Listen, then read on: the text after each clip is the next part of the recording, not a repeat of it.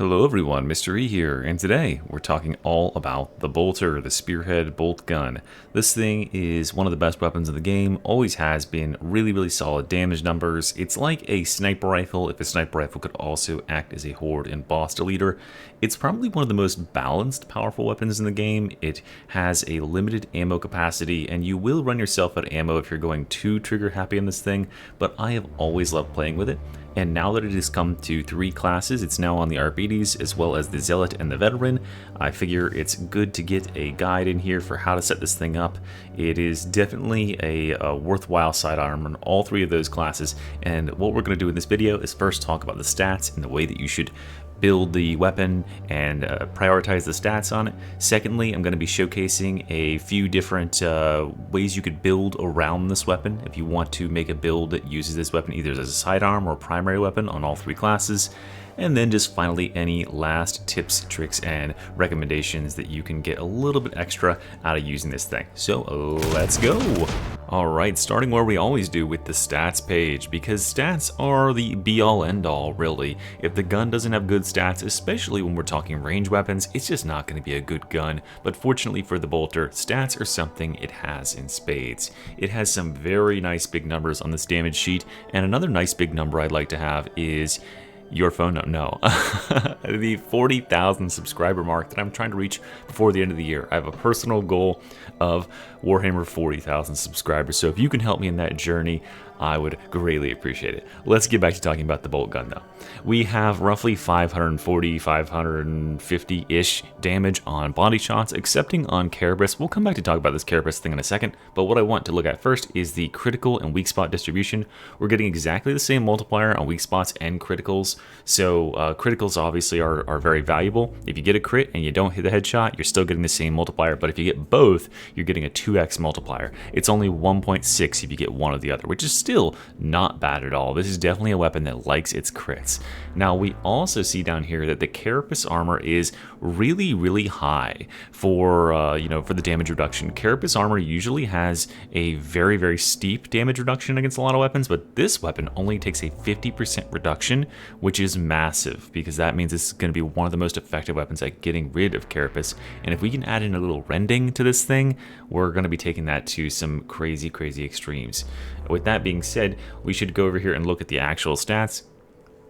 The limiting factor on this weapon is the ammo count. You're only starting with 115 rounds when you're not playing on the Veteran or the Arbites, because both of those guys have access to extra weapon or extra 25% ammo in their talents, but it's got enough ammo that you can use it sort of sparingly. You don't want to make it your main weapon unless you have the Veteran to resupply your ammo counts, or you're using a specifically ranged focused build on either him or the Arbites. The Zealot really mainly uses this as a sidearm, but the Zealot might be the best user of this weapon, as we'll see when we talk about the builds. It has a really fast rate of fire, right? Almost it's like 2/3 of 10 rounds per second. That's really fast, and that's what happens when you hold down the trigger. Oops, wrong place to go. If you just hold down the trigger, when you are not scoped in, you'll auto fire like that. When you are scoped in, you'll fire in single shots. As you can see there, that's the single shot selector, and let's actually show that here. You can see it on the back of the gun there. It swaps to single shot, it swaps to burst. And so we can just fire 1 shot at a time, or we can fire in 2-round bursts. That's your options. And those bursts are going to have the same damage distribution, but obviously different accuracy ratings. The reload speed is a really big killer here. This thing has an incredibly long 5.71 second reload time, which is crazy. Like taking 5+ seconds. It makes sense, right? This magazine is absolutely huge. The gun is hefty and hard to manage. So we need to be looking at our ammo count and skipping as much as we can, right? So this is a thing I'll come back to in the tips, but there's plenty of animation canceling you can do with this gun. When you pull this gun out, it takes a long time to get it into firing position, and there's ways you can skip that animation. There's also ways we can skip a portion of the reload, such as soon as that ammo count goes up, we can just cancel. Or we can just put it away and pull it out at a later date if we're just trying to reload and get on with our lives. But yeah, just be looking to cut that reload time wherever you can, because it is really long. We are going to be looking at doing Carapace and Unyielding for our blessings here. Because this gun has 550 base damage, and that's without getting a crit or a headshot, on every other enemy this is like a one-shot kill basically, right? But with Carapace enemies, which is crushers and body shots on maulers, and with unyielding enemies like bosses, those are the enemies that don't die in one hit, so we're statting towards them. Also because this thing absolutely levels bosses, and it's great for eliminating big packs of crushers and stuff because of its innate penetration. So we want to have lots of damage against those types because these are the big targets. This is a big game hunting weapon. Let's go over, we should talk about this and then we'll go over and talk about the blessings. How about that?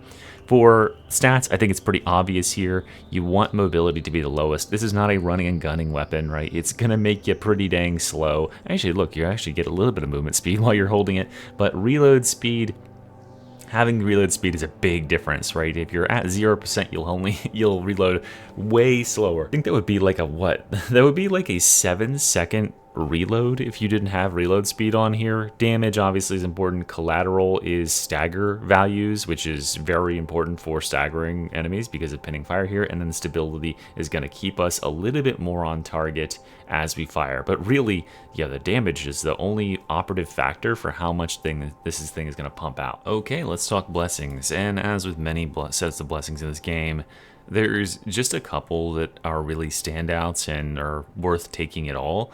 And there's a lot of that are just in here I think is filler for maybe a future update that's going to add some more blessings.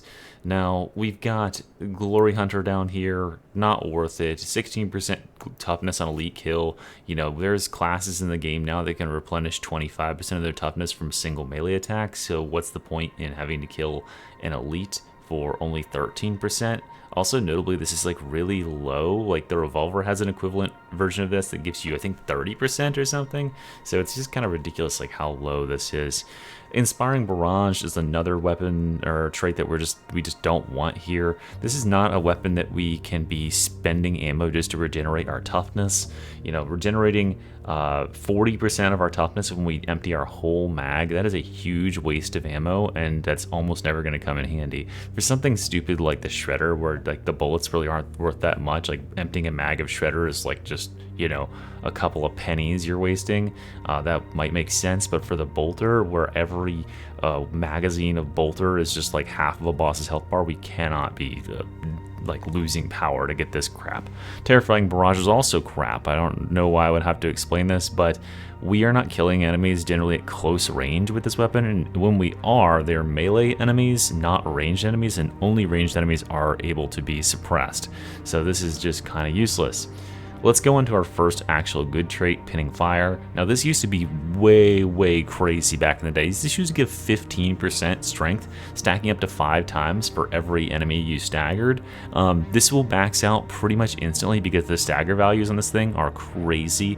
I mean, when I showed you before, one of the perks on here, one of the stats in here is collateral, and that's gonna boost your stagger values like insanely. So this just staggers enemies, so you're automatically gonna have 25% increased damage and increased stagger with this weapon, you know, bursting down enemies. And I think that's generally the best way to use it, though I'll give you one alternative.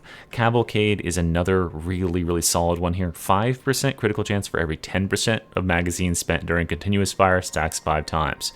So we will just hold down the trigger, and there's 15 rounds in a magazine, so after 2 rounds we've got ourselves an additional 5% crit chance. After 4 rounds, 10%. This scales up to obviously like 20 to 25% crit chance, which is a decent boost because remember, those crits are going to push your damage times 1.6, and that's going to be really big when we're gunning down bosses and stuff like that. That's the primary use case.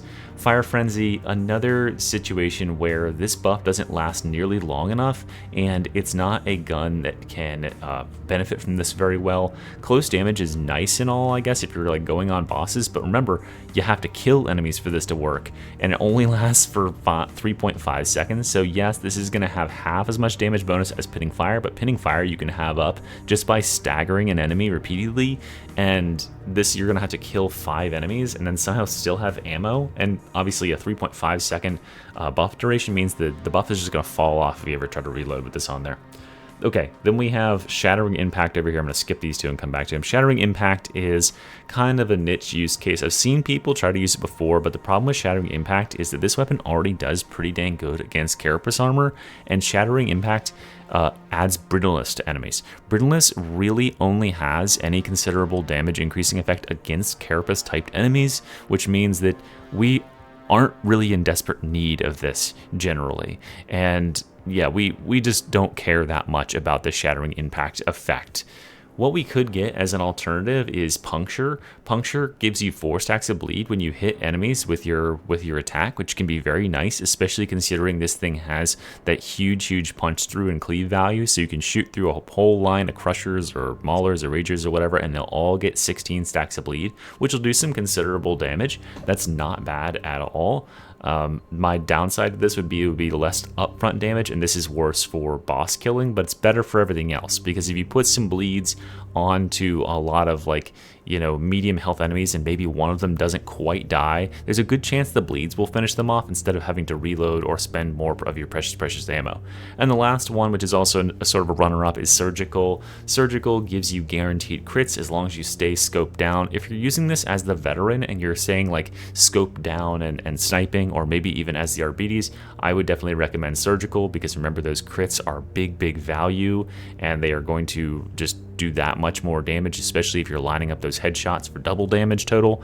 That would be my preferred choice here, but if you're going for a burst fire build where you're using this to melt bosses, then I would probably steer away from Surgical and instead go for a Cavalcade and Pinning Fire. So these are my 2 option sets for you. If you're using this weapon as a hold down the trigger and go boom, boom, boom, boom, boom, boom, and blast everything and destroy a big horde in front of you, or melt a boss, you want these 2, Pinning Fire and Cavalcade together. If you're using it as a sniper rifle, like you are a precision sniper, anti-armor sniper rifle, you want Puncture and Surgical together, because these are going to be your best for single target eliminations. And there you go. Let's go on and showcase the different builds that I would recommend for using this weapon, or rather just showcase the talents in each tree that are going to be good to pick up with this weapon. Okay, so here we are first to talk about the Zealot. I think the Zealot is probably the strongest user of this weapon. He has the most synergy in his kit for getting you some absolutely massive damage out of boltered mag dumps, and that I think is probably the best use case for this weapon, is the sheer crazy boss damage this thing can pump out in mere seconds. So we want to focus in on things that are going to really play to that strength and are going to overcome the downsides of this weapon. First and foremost, we have these 2 nodes right here, Anointed Blood and Purge the Unclean. Anointed Blood is going to give you up to 25% base range damage when you are close to the target. And that means that, yeah, point blanking a boss with this thing is massive. That's 25% increased damage on a weapon that's already doing tens of thousands of damage in a magazine. Now it's going up even a few more thousand. And then we have Purge the Unclean, which is going to increase that damage against Unyielding. So between these 2 here, we have a 25% base damage increase and then a 20% multiplier to boss damage. These 2 together are just huge for annihilating bosses. If you come over this way, we actually do get something very beneficial for defenses out of using the bolter here, because the bolter is a pretty good gun at fishing for some crits. So we'll get some toughness damage reduction when we get a critical hit when we're just shooting. I'll come back to the Blades of Faith in a second, but note that Blades of Faith are very special for the bolter. They allow us to do something that I'll showcase in the end tips and tricks section that no other class can do. It allows this bolter to be even that much better. Over here on this side, we have Duelist. This gives you 50% weak spot and critical hit damage for 3 seconds on successful dodge. Over on this side, we have Dance of Death, which is actually a really powerful node that controls the controls the kickback of the gun. So if you make a successful dodge, your recoil and your spread will be so much tighter with this weapon, which allows you to pinpoint, target certain headshots or weak spots on enemies when you're going full auto, which is otherwise pretty difficult. At the bottom of this tree, we have Ambuscade, which gives you 30% damage to range backstab attacks. This makes you an absolutely crazy murderer of Beasts of Nurgles, because Beasts of Nurgle are pretty much the only enemy that you're going to be able to get a weak spot hit as a backstab with this gun. It's too hard to shoot Plague Ogrins and stuff from the back in the head, but Beasts of Nurgle have that big yellow spot that's going to be very vulnerable to this. Of course, you've got Ecclesiarch's Call. I use this weapon when I'm running Bolter with, obviously I use this weapon when I'm running Bolter, but I use this weapon when I'm running Chorus, because with Ecclesiarch's Call, you're going to get 30% additional damage boost for 10 seconds after you finish your Chorus, so it's a great time to Chorus up, swap to your Bolter, and just mag dump a boss for an extra 30% damage. You'll do some seriously crazy damage with that all stacked up. And then finally, we have Blazing Piety down here. Blazing Piety has an additional up to 25% crit chance once you have this fully stacked up. It's pretty dang easy to stack it up. It doesn't require any melee critical hits, it just requires critical hits, so even the Bolter can stack this up to full, and then once it's all stacked up, you'll have a huge chance to crit, which obviously translates to big damage. There's one final thing I want to showcase here on the Zealot, which is just the difference in damage that you'll get when you're focusing on building around this weapon for damage versus when you're not. So this is a non-damage focused build that does still have some of those elements, but it's not like 100% reliant on getting damage out of the Bolter. It still uses the Bolter, but the Bolter isn't like the be-all end-all. This is a support build. So let's see how much damage the thing can do when we just go ham on this guy's face. Okay, so we did like probably about a third of his HP, 18,000 or so, and then let's go ahead and clear him out and make another one of him. And this time we are going to swap to a build that has the same weapon, but this time it's using both of these nodes and Duelist and Dance of Death. So we should see a pretty marked improvement in how much damage we deal. We'll just need to make a correct dodge on this guy. And yeah, there you can see that instead of the 18,000 we did before, this time we did 32,000. So almost doubling our damage with it, which is a single dodge, which as you can see as well, when I do that dodge, look how narrow and look how controlled my firing is for the next 4 seconds, which means you can really precision fire on those enemies. All right, let's go on and look at Arbites' use of this weapon. All right, here we are with the Arbites. The Arbites has not as many options that are going to really improve the way this weapon functions, but he does have one whole skill tree that's really focused around it. Right at the top here we have Withering Fire, which is going to give us 15% range damage for 5 seconds after reloading. That's alright, but I wouldn't like 100% recommend it for the Bolter. We do have Ammo Belt down here. I would recommend this for the Bolter since it's ammo capped. This is going to pull in an extra, what, like 25, 27 rounds or so. Pretty nice buff. Coming down here, we have to talk about Castigator Stance, because this is the ability that you're going to want to use with the Bolter if you're making a Bolter-focused build, because this means that you can walk around while you're aiming down sights. So you can do like this, and you can be aimed down sights and walking full speed at the same time, which is pretty cool. So you can just be like this little roving gun platform. Now, additionally, it's going to give you up to 50% damage when you're killing specialists and elites, which is a thing this gun really obviously excels at. And finally, Blessed Armament restores 10% of the ammo in your clip from your reserve, rounded up, which is 2 rounds with a 1.5 second cooldown. So when you are castigating, you'll be running around and you'll go boom boom. If you get a kill with one of those 2 shots, you'll instantly replenish those 2 rounds into your magazine. You can go boom boom again. So you can fire a lot of rounds without having to worry about that long reload during Castigator Stance, which again just makes you into like a roving death machine. If we come straight down this way, we have the very beneficial Judicious Efficiency, which is going to give us 20% reload speed. Precious thing when your reload is like 6 seconds. And then the best 2 nodes in the tree for this gun are Zealot's Dedication, which is going to be up to 16% crit chance, and Soul Guilt Scan, which is going to be up to 16% weak spot strength, which is a multiplier on top of the damage that we already do when we hit weak spots. So we're not only going to get way more criticals, but we're going to hit even harder when we're getting criticals and weak spots at the same time, which means we're absolutely going to annihilate some enemies. The best node, the best keystone for the Bolter is this one down here. However, in the current patch, which is midway through August, this is currently bugged, so I wouldn't recommend it. But if you're watching this at a later date and it's no longer mid-August 2025, this should be totally fixed, and I would highly recommend Efficient Killer. I'd recommend Mallocator, and I would definitely recommend Keeping Protocol so you can annihilate some bosses with it. If we come over this way, I would not recommend Terminus Warrant. It just doesn't play very well with the gun, but March is pretty nice. This allows us to fire with the Bolter while we're using our Castigator Stance and keep that movement speed way up. Clip size, however, is just a bait with this weapon. Since the clip is 15, raising it by 15% only brings you to 19 rounds.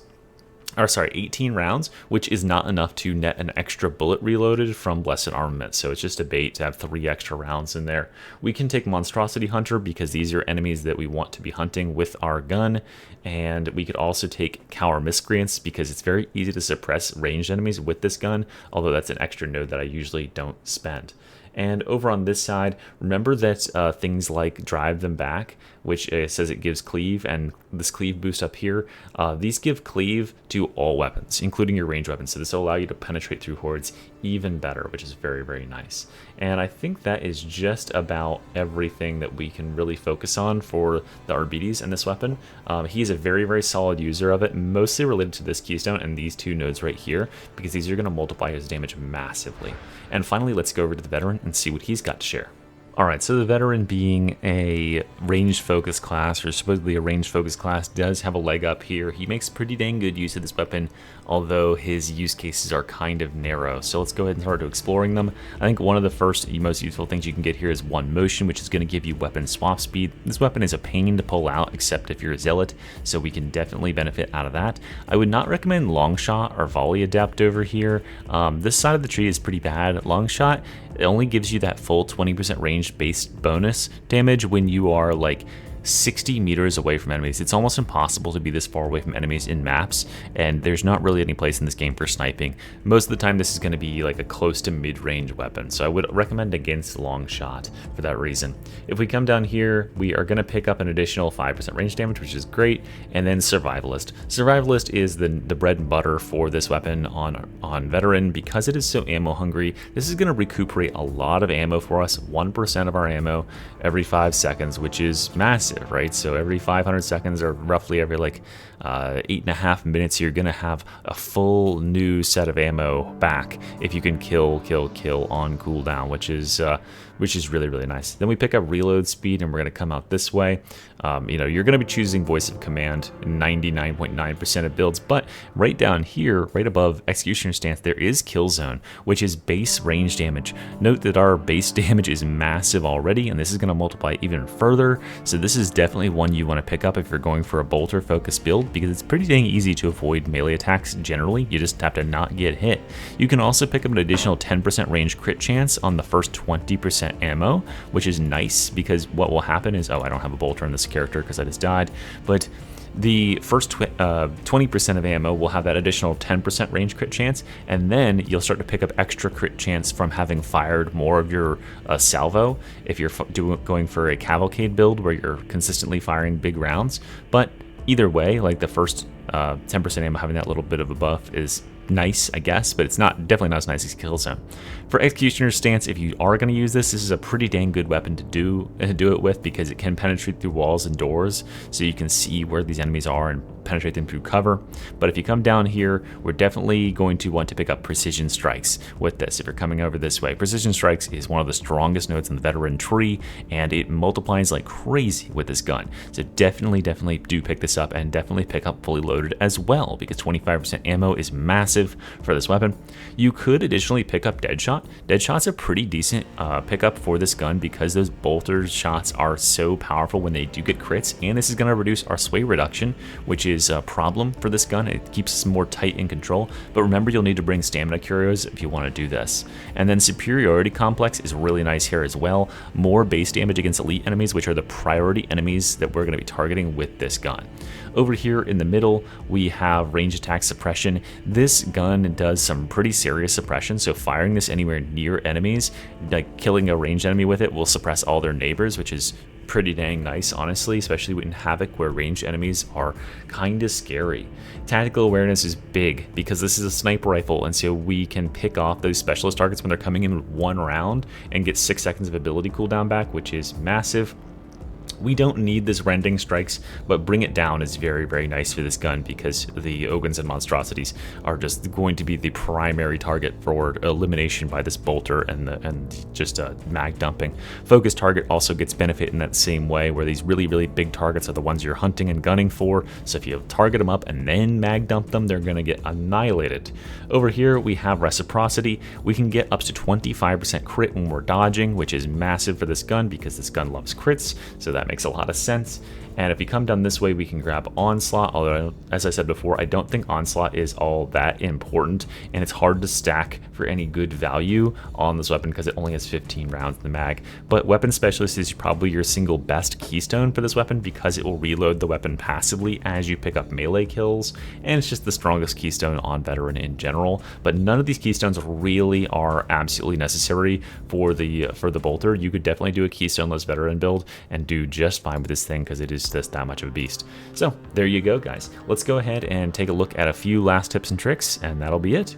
Okay, so being a ranged weapon, this weapon doesn't exactly have as many tricks as something like the dueling sword or any melee weapon does, but there is a little bit of an optimization that you can do when you are playing Zealot, and that is using animation canceling with the throwing knives, which are already the Zealot's best blitz ability. So all you'll need to do is just, when you go to swap to the ranged weapon, just go ahead and throw a throwing knife right after you swap, so like this.